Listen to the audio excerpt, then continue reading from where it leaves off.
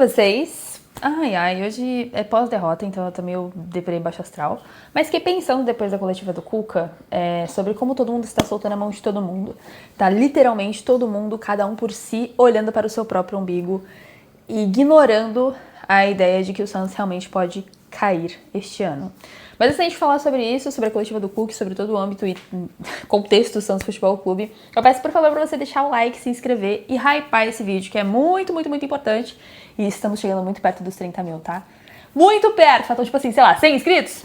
Joguei aqui, tá? Só pra você saber. Então me ajuda, por favor, que eu vou ficar muito feliz quando a gente bater essa meta. E lógico, a crescer cada vez mais, um pouquinho a cada um pouquinho. Então me ajuda, por favor, tá bom? Bom, vamos lá. Vai ser difícil fazer esse vídeo. Eu tenho notado no contexto político e geral do Santos de que tudo tá funilando para esse segundo semestre, essa reta final de ano, como um grande caos, um desastre absoluto e nítido. Muito porque o contexto político é completamente terrível e desfavorável ao campo, e como o campo tem sido cada vez mais deixado de lado, justamente pelo contexto político. Ou seja, ontem... Se vocês ouviram isso, eu vou deixar no vídeo. A gente comprou um alimentador automático para as gatas, caso a gente não esteja em casa, elas sigam ganhando comidinhas. E a gente tem gravado coisinhas para elas irem até o pote com nossas vozes peculiares. Enfim, caso não, ignore tudo que eu falei agora.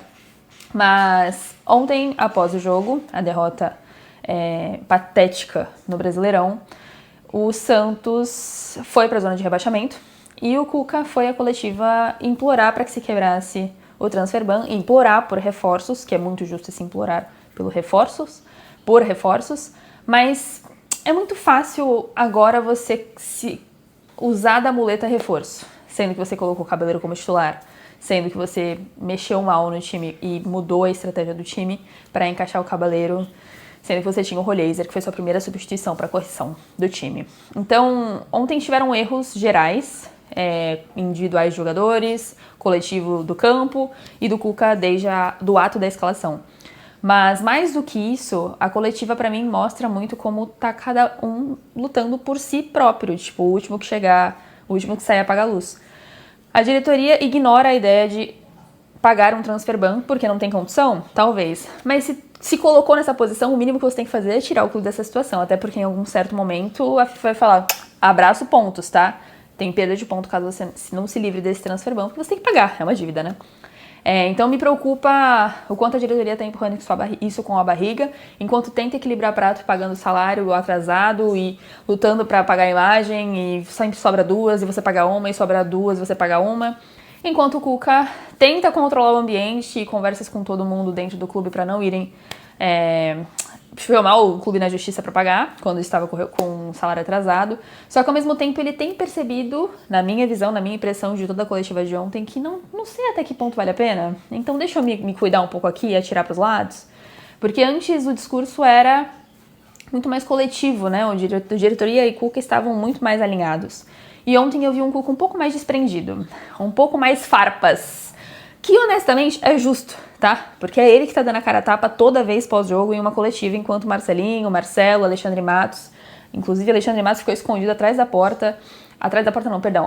coletiva, em frente à porta do vestiário, para não ir a público, não conversar com a imprensa diretamente de forma oficial. Então o Cuca deu recado, sabendo que o Matos estava ali atrás escondido, um grande episódio de The Office mesmo, para dar recados de precisamos quebrar o transfer ban, precisamos de reforços urgentemente, temos que ser uma unidade e as coisas estão desandando. Então o Cuca deu um grito de desespero praticamente nessa coletiva para implorar por mudanças, porque essas mudanças foram prometidas para ele, certo? Antes da Copa do Mundo e antes desse transfer ban chegar, se prometeram reforços, posições, tanto que antes da Copa, a última coletiva do Cuca era peço paciência à torcida porque iremos nos reforçar e as coisas vão melhorar. E não aconteceu. Então, assim, o Cuca certamente está frustrado também. Ele tem se usado cada vez mais de loucuras, tipo Gabriel Menino na lateral porque é a novidade, Cabaleiro porque é a novidade, porque não tem nome de tirar. Então, a falta do elenco tem feito cada um lutar por si, cada um salvar a própria vida. Enquanto isso, a diretoria fala de SAF. Então, assim, você entende que tá todo mundo separado, mudando o foco do ei, eleições, SAF. Ei, eleições, da Varena. Cuca, reforços, preciso de reforços. O trabalho tem que ser feito, mas eu preciso de reforços. Enquanto o elenco tem gente que escolhe quem quando joga. Enquanto o elenco tem lesões. E o DM tá... Vamos vendo, tá bom? Vou te avisando. Então, enfim, tudo tá conduzido para um final de ano completamente caótico. E me dói muito prever um possível rebaixamento. Me dói. Me dói porque a gente já viveu isso. Todo mundo sabe como foi o ano. Ruim, terrível, desgosto, desfavorável. Passou muito devagar. E, óbvio, impacta completamente pra mim como produtora de conteúdo, pra você, torcedor, que tem que assistir um jogo sexta-feira à noite contra o Valinhas. Então, assim, é terrível. Mas me dói prever esse segundo semestre. A gente já conversou sobre isso antes da Copa parar também, né? Começar, perdão.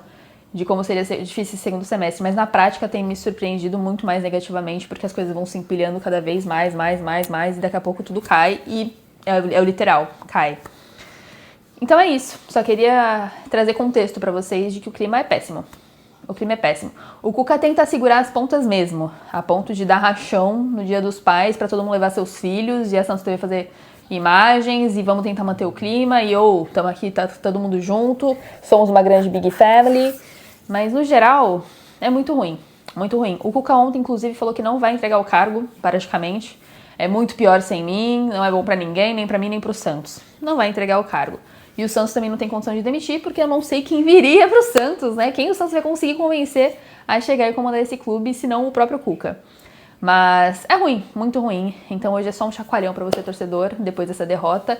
Aí a gente pula, a gente ri, a gente dá cambalhota e coloca a coroa pro Rony, a gente dança da Kaká, quando é momento de vitória. E são raros esses momentos. Então eu volto a dizer, venceu, grita, berra, dança, canta, roda, faz o que você quiser, porque você não sabe quando você vai viver isso de novo. Vem uma derrota e te dá um esculacho no meio do peito e te desestrutura de uma forma que você lembra e fala: opa, eu torço pro Santos. Caraca, é esse clube mesmo, né? É verdade.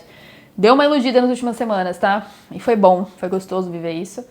Mas a realidade bate na porta e eu tenho que trazer vocês comigo.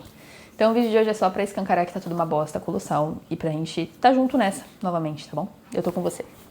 Um beijo, obrigada por assistir o vídeo até aqui. Me perdoa o baixo astral. Curte, hypa e se inscreve, tá bom? Todo pós-jogo tem live. Se não tem live é porque deu merda na zona mista. Mas normalmente tem live. E vídeo em breve falando com o Sete sobre as comidinhas típicas do Pará, tá? A gente tem gravado direitinho, bonitinho, toda a culinária do Pará. E foi muito gostoso, muito legal mesmo lá em Belém. E eu espero que você assista mesmo numa semana merda, tá bom? Beijo, obrigada por assistir até aqui.